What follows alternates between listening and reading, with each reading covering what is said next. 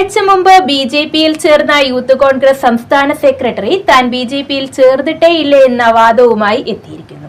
ഈ മാസം 19-ന് പന്തളത്ത് നടന്ന ചടങ്ങിൽ ബി.ജെ.പി ജില്ലാ പ്രസിഡന്റ് അഡ്വക്കേറ്റ് കെ.യു. സൂരജ് ബി.ജെ.പിയിലേക്ക് സ്വീകരിച്ച അഖിൽ ഓമനക്കുട്ടനാണ് അന്നത്തെ സംഭവം തമാശയായിരുന്നു എന്ന വാദവുമായി വാർത്താസമ്മേളനം ചേർന്നത്.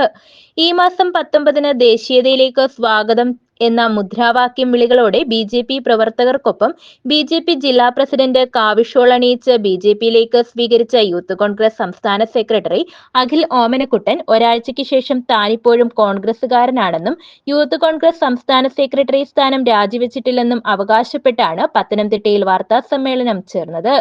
ഇന്ന് ഭാരതീയ ജനതാ പാർട്ടിയിൽ അണിചേർന്നത് യൂത്ത് കോൺഗ്രസിന്റെ സംസ്ഥാന സെക്രട്ടറിയായിട്ടുള്ള ശ്രീ അഖിൽ ഓമനക്കുട്ടനാണ്. അദ്ദേഹം കഴിഞ്ഞ കുറേ നാളുകളായിട്ട് കോൺഗ്രസിന്റെ പ്രമുഖനായിട്ടുള്ള നേതാവാണ്. യൂത്ത് കോൺഗ്രസിന്റെ ജില്ലാ സെക്രട്ടറിയും നിരവധി ചുമതലകൾ അദ്ദേഹം വഹിച്ചിട്ടുണ്ട്. ഇപ്പോൾ യൂത്ത് കോൺഗ്രസിന്റെ സംസ്ഥാന സെക്രട്ടറിയാണ്. യൂത്ത് കോൺഗ്രസിന്റെയും തലതിരിഞ്ഞ നയങ്ങളിൽ പ്രതിഷേധിച്ചുകൊണ്ട് ഭാരതീയ ജനതാ പാർട്ടിയിൽ മോദി സർക്കാരിന്റെ വികസന പ്രവർത്തനങ്ങളുടെ ഭാഗമാക്കാൻ വേണ്ടി അദ്ദേഹം ഇന്ന് ഭാരതീയ ജനതാ പാർട്ടിയിലെ അണിചേരുകയാണ്. 19-ാം തീയതി നടന്നത് സുഹൃത്തുക്കളുമൊത്തുള്ള തമാശയായിരുന്നു എന്ന വിചിത്രവാദമാണ് അഖിൽ ഓമനക്കുട്ടൻ മുന്നോട്ട് വെക്കുന്നത്.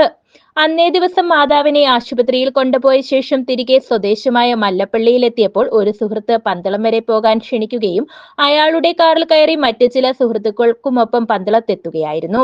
അവിടെ വെച്ച് അവർ സുഹൃത്തുക്കൾ എന്ന നിലയിൽ സംസാരിക്കുകയും പിന്നീട് തന്നെ ഒരു ഷോൾ അണിയിക്കുകയായിരുന്നുവെന്നാണ് അഖിൽ ഓമനക്കുട്ടൻ പറയുന്നത്. ഷാൾ അണിയിച്ചത് ബി.ജെ.പി ജില്ലാ പ്രസിഡന്റ് ആയിരുന്നുവെന്ന് അറിയില്ലായിരുന്നു.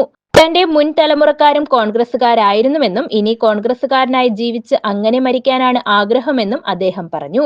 താൻ ബി.ജെ.പിയിൽ ചേർന്നതായി സോഷ്യൽ മീഡിയയിൽ വീഡിയോ പ്രചരിപ്പിച്ചത് വേദനിപ്പിച്ചു എന്നും അദ്ദേഹം പറഞ്ഞു.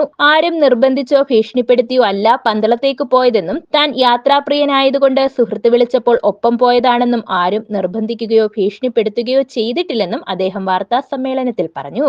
News bureau, Pathanamthitta.